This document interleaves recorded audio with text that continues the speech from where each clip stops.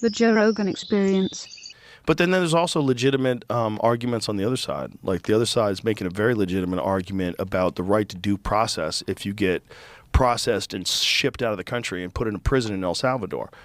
You know, what is the quote? Was it Benjamin Franklin's quote about innocent and that it's better to allow 10 guilty people to go free than one innocent person arrested? You know, I'm on that side of things. Yeah. That's I think due process exists for a reason, and the reason is... Told you. I told you. This is how it begins. There's only so much insanity that even the ape man and his supporters are going to take. This is how the process begins. The process of discontent begins amongst the ranks, amongst those in the margins who go, maybe this wasn't the best decision. I still like Trump. I think he can restore order here and right this wrong. It is horrific for someone to be accused of something they didn't do, be imprisoned for crimes they didn't commit, and then live in a cell, live in a cage with a bunch of people who did commit shit. Here it is, Benjamin Franklin. It's better 100 guilty persons should escape than one innocent person should suffer. That is wisdom. Yeah. That has survived hundreds of years. It's incredibly accurate, and it is the foundation of freedom. Like, we have to make sure that these people are actually guilty, otherwise we become monsters. You can't, like, what is that? When you fight monsters, be careful that you don't become one. Become one. Yeah. Yeah. That's very important. It's very important. You know, you can't do that. But also, you also have to deal with the fact that the current administration is dealing with the past administration allowing known bargaining. He's in the bargaining phase. I'm telling you, what you're watching is the bargaining phase of the process.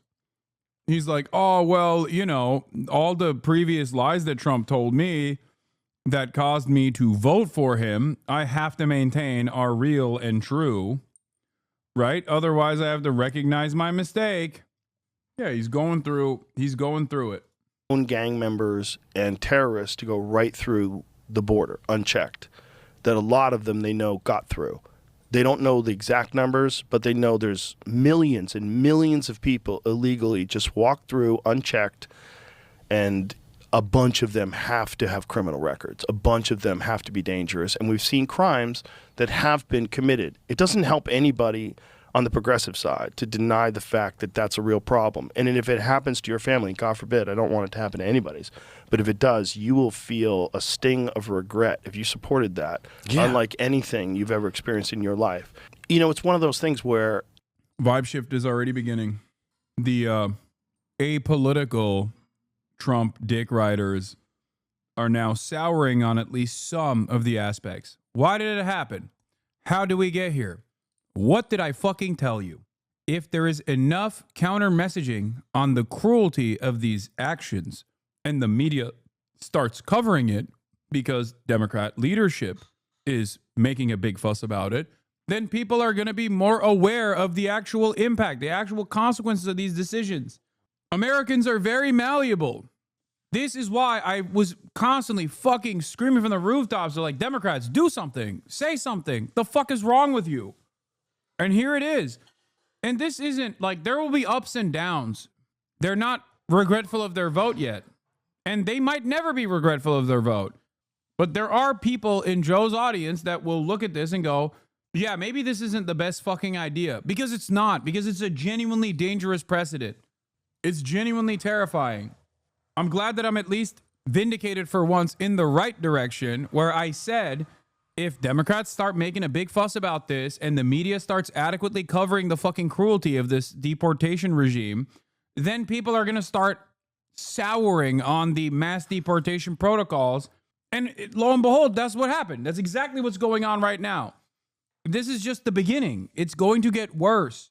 No one from this point on is going to turn around and be like, no, actually, it's fine. It's actually cool. Yeah, it's really fucked up. There will be Republicans that say it's cruel, unusual punishment. It's Holocaust-style concentration camps, and I like it. But there are plenty of people in the margins that will not like this. And this isn't just about democracy or the democratic process or whether or not they'll ever vote for Trump again. I don't even know if there will be another fucking election at this point. But the only way to stop that from happening is if there is an alternative out there, an alternative that speaks to the anger and resentment that a lot of people are experiencing, and an alternative that actually speaks to the dangers of this administration with great focus on the individuals that are being harmed in this process to generate stories that people can identify with. That's why I keep maintaining the position that although 90% of those who were unjustly deported to the CCOT facility have done nothing wrong and were along their process of getting either temporary protected status that they had already or going through the court asylum application process, and they were falsely deported to this fucking torture slave labor camp. The one that everyone is talking about is Abrego Garcia. The reason why they're talking about this is because the administration fucked up and admitted to wrongdoing. I will take that anywhere I can get. I've explained to you already that these things take time, but public sentiment shifting in this dramatic of a way will either push the contradictions to its ultimate demise, where there's going to be a moment where this breaks, okay? Either it will break and the admin, in an effort to retain a theoretical democratic process, will capitulate to the mob, or they will start a harder enforcement mechanism, a more fascist enforcement mechanism, which will cause people to fight back. That's why I'm talking about public perception here before you guys say, why does public perception matter? Of course it fucking matters. Public perception always matters. It matters in the short term as we seemingly still have a democratic process, and it will matter in the long term as well. Let's say the admin says, fuck you. Protesting is now illegal. People start getting fucking locked up for protesting. That's the breaking point. That is the breaking point. At that point, it's just like you're gonna see people taking matters in their own hands. What a lot of people don't understand is voting is a pressure valve. Theoretical democracy is a pressure valve. It is a way for people to feel like they have a say in the process. If there is no pressure valve, if there is no release, this shit will implode. That's it. You cannot maintain authoritarian control over 330 million people that are fucking gadded out the wazoo, okay? People say, oh, the military, they got drones or whatever. But ultimately, the military is people too. They're still part of the people. They got family members. They got their own personal opinions. That's how fucking coups happen. To support one side of this, you have to deny some like basic human values. Either way. Like, to support just rounding people up and just assuming they're all gang members. I'm not saying they're doing that, but this is the worst case scenario, right? Yeah. They get a bunch of people in a room, they rope them all in, and one guy's just someone's cousin picking someone up to give him a ride home. That's possible. And now you're back on the one innocent person now you're right back. And what if that dude is not doing anything wrong and he's got some stupid tattoos and they decide that this guy's a gang member, and now you're in a prison in El Salvador and you're not even from El Salvador. And now, you were just a hairdresser or you were a tattoo artist. Family man. You are. Yeah. You came over here and maybe you got a green card and maybe you don't. Maybe you were just given asylum, because a lot of people from Venezuela were given asylum in America. Yeah. And then you get shipped to El Salvador, where you're not even from El Salvador. So that the fact that that exists scares the shit out of me. But also the fact that they were just letting terrorists and gang members flow freely into the country is fucking horrible. And when you talk about innocent people, what about the innocent people that got murdered by terrorists and well, not terrorists, that really hasn't happened, but gang members, and this Trender Wagwa that were taking over those apartment buildings in Aurora, Colorado, and like, that's scary shit, man. Like, what are we talking about? You're letting that happen? You're not sending in the troops to stop this? Yeah, and you think that wouldn't, in your head, you're like, that can't happen in America, in Colorado. Bro, they got a guy that had done that in California, and they refused to deport him because they said that California is a sanctuary state. They're like fighting to keep a known gang member free in America. The whole thing is bananas. It's like almost like you don't want to go full tinfoil hat, Sam Tripoli style, and just decide that they're trying to destroy America. But if I was going to try to destroy America, that's how I would do it. Yeah. I'd take over the political process, impart censorship on all the social media, gaslight people to no end, consistently do it. AstroTurf stadiums filled with people pretending they support something, pay them to be there, manufacture a movement, and slowly but surely bring chaos to all the cities. Allow DAs to get elected that are the worst when it comes to protecting people and the best when it comes to freeing violent criminals. And that's really their goal. And they can do it. They can just use words like racial justice, like just send murderers back out into the streets. You just create chaos. Defund the police. Defund. Dude, what? It's so funny because the underlying sentiment that Joe Rogan is demonstrating here is a hallmark of the Republican Party, which is to fucking lie about shit that isn't happening in an effort to get your ridiculous agenda across successfully. And it's not that he's close, because he's literally doing that right now in defense of the Republican Party. This notion that like people are being sent home after doing like rapes and murders because they're undocumented migrants is so fucking stupid that if I heard someone say this to me in the wild, I would probably immediately call their family members and be like, your immediate family member is experiencing a stroke. He's got the John Fetterman brain disease. He's got a bad brain. You need to come down here. You need to pick him up because he can't drive a fucking vehicle. Okay? He is a danger to himself and others. It's so insane that this is the underlying basis for why the Republicans must be so aggressive with combating immigration. Because why? One, they're doing rapes and murders every day 100,000 times a year.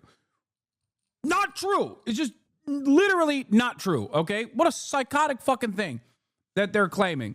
The only evidence that's out there that is readily available for all to see is the exact opposite of this. It's the evidence that shows that this is incorrect. There's no evidence for the statement whatsoever. And number two, the idea that like these guys are doing rapes and murders all the time, and then under the Biden leadership, our court system would look at a bloodthirsty rapist serial killer and go, oh my God, are you from El Salvador? Oops, can't deport you. You're free to go, sir. Please go out and rape and murder more Americans. Like, that's if this is genuinely what you believe, you are hallucinating. And previously, when someone said shit like this, they'd be on top of a soapbox outside of a goddamn subway station, and people would just be throwing coins their way to be like, all right, big guy, I hope you can, buy something fun with this. Now you get to be fucking Joe Rogan and make $250 million a year entertaining these insane statements. And those insane statements are not even something that you came up with in a fucking paranoid schizophrenic attack. But instead, it's you regurgitating what the administration has said while they were campaigning successfully for office and has continued saying since they assumed the role of the presidency. What the fuck is going on? No wonder so many people that we know that we exist with in our day-to-day existence are fucking psychotic at this point. Ask anyone that you know that entertains these kinds of insanities. Are you telling me that the previous administration, under the Biden administration, you genuinely think when someone did a fucking rape or murder and they were found to be an undocumented migrant, that they just released that person? Like, just think, close your eyes for a brief moment and try to imagine that world where some fucking judge, 75-year-old white dude is from, appointed during the Reagan administration, goes, oh my God, you're Guatemalan? Well, that means you get multiple free rapes, like a fucking Subway punch card. Come back when you filled 10 rapes. Like, that's what you think is going on. They're just fucking letting rapists, drug dealer, fucking serial killers go free, roam free. And the cops are also a part of this, by the way. The brave, bold, beautiful piglets, the boys in the fucking blue, they also are powerless in the face of these woke judges who are letting fucking rapist murderers go free because they're undocumented. if you believe this, I can trick you into believing anything. I can trick you into eating dog shit, okay? You are the most easily tricked adult of all time. I could literally serve you dog shit. And you go, this is delicious. Ooh, scrumptious. Oh my God. Now you have no police. Like if I wanted to destroy America, I would do it this way. I mean, what you just described sounds like a like a plan from another place. That's like, oh, if you wanted to destroy America, if we really wanted to, not with war, but let's just slowly let them kill themselves type stuff. And then have them at each other's back, at each other's throats rather. Constantly have them fighting over political issues. Let's get rid of Roe v. Wade. They're a little too happy right now. Get rid of Roe v. Wade, and then the liberals are up in arms. How, you motherfucker? Which was, getting rid of Roe v. Wade was actually a good move if you were a Democrat, because then people get upset, and then they really want to vote. Like, you could probably ignite a lot of people. And that was like, there was some famous videos. There's one famous video of this lady celebrating that Kamala Harris was going to win.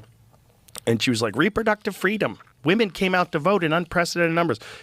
I'm sure you've seen it. It's a video of this lady mocking this guy. Yeah, white women to vote for Trump. White women voted on the same ballot measure where they were like, of course I want my fucking pussy protected, but not that much. I don't want my pussy to be protected from Donald Trump. He can grab my pussy all day. Literally on the same fucking ballot, white women were like, yes, I want my ovaries to be mine unless it's Donald Trump taking them. In which case, I will literally strike down any sort of fucking abortion restrictions, but then turn around and vote for the guy who did it. Insane. Working at a liquor store. No, did you ever see it? I didn't see this. It's so good. It's so good because it's like this lady, and the way she's talking, like, you can't be a good person and talk to someone this way, or even about someone this way, and be happy in the way you're happy. Yeah. Like, it's like, people like to be shitty to people and think that it's justifiable to be shitty if that person disagrees with you. So you can be shitty. Whereas the guy in this story is not being shitty to her at all, but she's being super shitty to this guy. And but she's talking about reproductive rights. Because like that was like one of the big things that got people to come out and vote for the Democrats. Yeah. Like if I was playing 4D chess and I was a Democrat, I was like, this is what we do. Get rid of ourselves. Get rid of ourselves. Get rid of ourselves. And then campaign on that. Okay, now we got all the women pissed off. Because women don't want men telling them what to do. Bitch, you can't get pregnant. Shut the fuck up. Shut the fuck up. Just shut the fuck up. Shut up. Until you can get pregnant, shut the fuck up. You know? Yeah. It's like, so this lady, you got it, Jamie? You can find this video. It's so funny. This poor lady. But it's about reproductive rights. Like, she's saying that. And it was for a lot of people. But that was a big one. So, like, you would do that. You would get rid of that. You would try to get rid of the Second Amendment. Fuck the Second Amendment. We're going to get rid of all guns. Oh, the fucking gun guys, get up for the Republicans. And then, you would say, we need open borders because we need, our society is population collapse. And they were starting to say things like that. And we need, who's going to pick cotton? They're essentially marketing it because they're saying Americans don't want these jobs, so we have to bring people in to pick our crops. Who's going to clean? All right. It's time. It's time for Matt Christman's famous Zen fascism take. Because what Joe Rogan is demonstrating right here is exactly what Matt Christman famously identified on an acid trip to CPAC. I'm going to explain to you exactly why. Joe Rogan identifies the hypocrisies of the Democratic Party very clearly. And yet you would think he would directionally be against that and also against the Republican Party. No. In a way, Joe Rogan is more honest. Okay? He is, in a way, significantly more honest than the average liberal. This is true. Let's watch.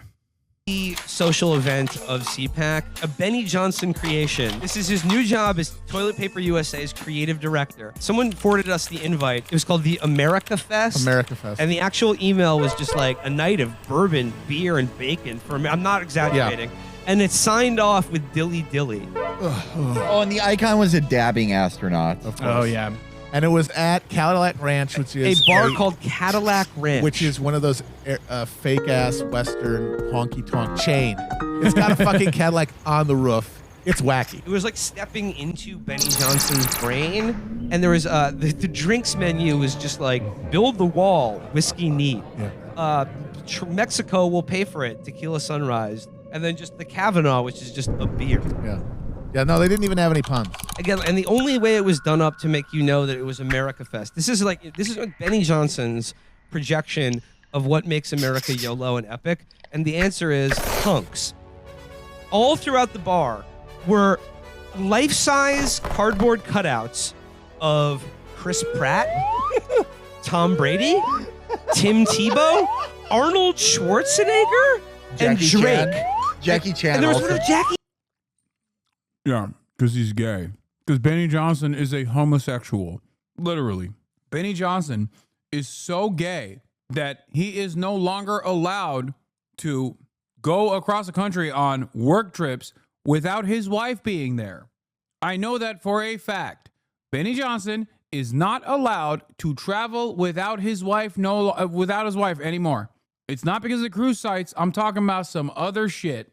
We knew that Benny Johnson was gay when he tried to do the targeted ad thing, where he was like, why is this Veterans Affairs Office website showing me ads for a gay cruise? And everyone's like, yeah, dude, that's because you're cookies. That means because you're Googling gay cruises to fucking go on, dumbass. But that's not the only reason why I'm saying this. It's because he 100% is not allowed to go and travel for work without his wife being there, without his wife being present. Yeah, the advertising on the Military Times right now, the world's largest gay cruise, get on board. That was Jason Whitlock, but he's super gay too. No, Benny Johnson is not allowed either. Was of Marilyn Monroe. No, also wait, no, Melania. there's- No, there's an Monica Lewinsky. There was an AOC one that was just there to be yelled at and defaced. And Charlie Kirk was there. DJ TJ showed up. Don and he did Jr.. an idiot knucklehead speech about how you guys have the balls to be assholes on college campuses, and I love you for it. Yeah, no, I felt like a bone deep despair. I was feeling like Reverend Toller. No, I was on some like Maoist third worldish shit where I was just thinking like, oh, we're all on the same side. These guys aren't my enemy, really. I mean, we're all. This is important. This is the point. This is, I think, an incredibly important point to understand. No, I was on some like Maoist third worldish shit where I was just thinking like, oh, we're all on the same side. These guys aren't my enemy, really. I mean, we're all in the Imperial Core. We're all the exploiters. Like, we're the bad guys in this story. We need to be destroyed. Like, no disentangling me from them. We are all accountable for this. No, I felt deep despair. I also finally got the concept of Zen fascism. These guys have embraced like a Buddhist concept of nihilism, where it's just, look, we found ourselves by total random fact of fate to have been born at the end of this imperial moment. We have access to this incredible bounty of exploitation, of the bounties of exploitation, and we're gonna fucking use it and have fun. You're also in the same boat as us. You were born in the same situation. You have access to this same bounty. Why don't you just enjoy it? Yeah, everything's going to die. Everyone's going to die. Sure, it's not sustainable, but we're going to be the last to die, so why not enjoy it? Why fight against it? And I actually finally got the point of all of that hypocrisy mongering that Republicans do, where they say, oh, you drive a car.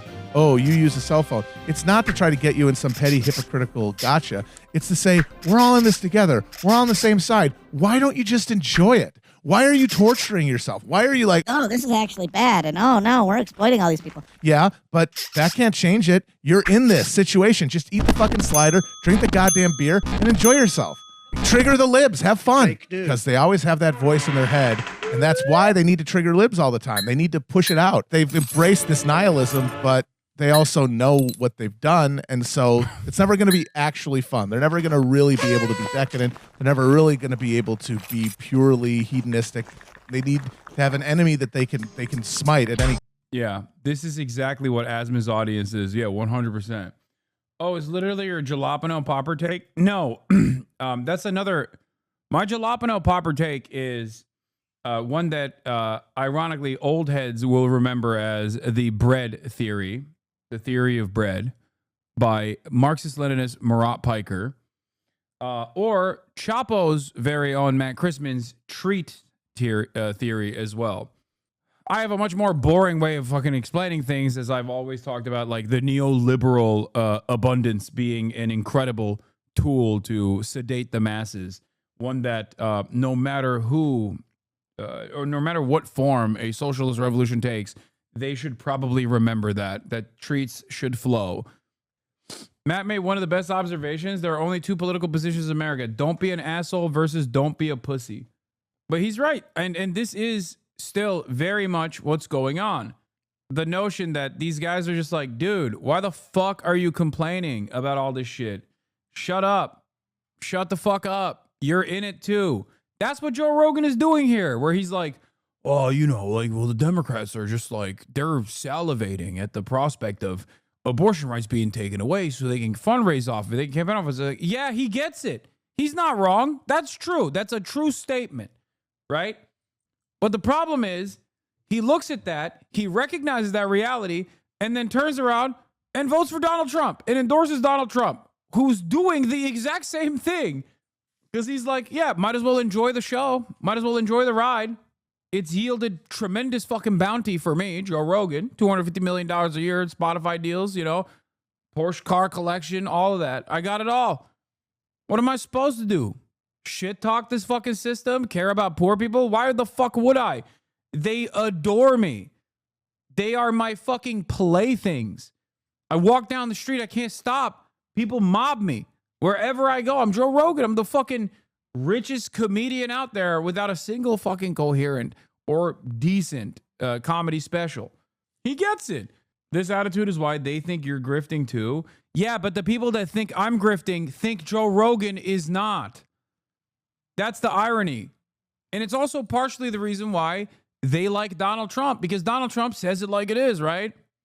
Donald Trump's like, yep, I don't care about anything. I love money, money, money, money. I love money in my pocket. And everyone's like, hell yeah, he's so honest. It's like Donald Trump could come out and be like, I'm fucking you over every day, you disgusting little monsters. I hate all of you. And they'd be like, yes, sir, I am your piglet. Keep giving me that steady flow of garbage. I think this is a person that has killed it and recognizes the tremendous bounty that he's gotten within the system, within the structure, and wants it to continue.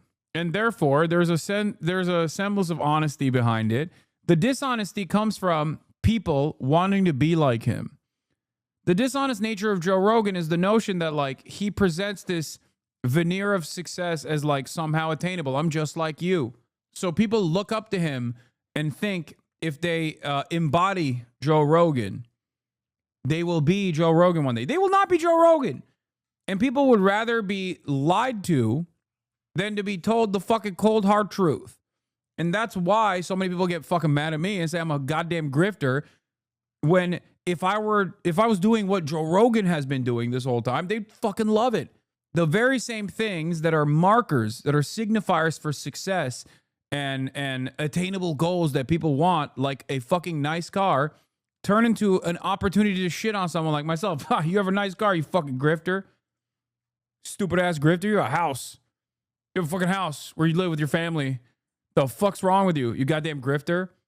It's something I realized where, like, it's basically this idea where people constantly are coming up to me in the chat and saying, dude, why don't you say capitalism is good and that one day I can get exactly what you have gotten for yourself?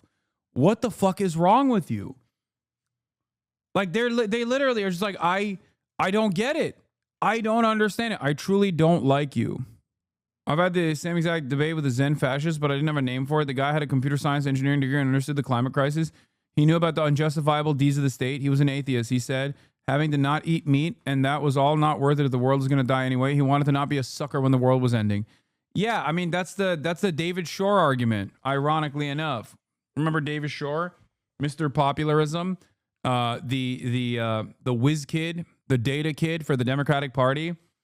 Just do things that are popular and don't do things that are unpopular. David Shore famously had a fucking tweet where it was like, climate change, anthropogenic climate change, raising temperatures by 2 degrees centigrade year over year versus trying to reverse that and allowing China to dominate the world. I'll take my chances with climate change. He said, I would rather have the world collapse to anthropogenic climate change than allow China to fucking win. I'm sincerely curious. Why haven't you aggressively pushed for to get on JRE? No, Joe Rogan will never have me on. I've criticized him way too much.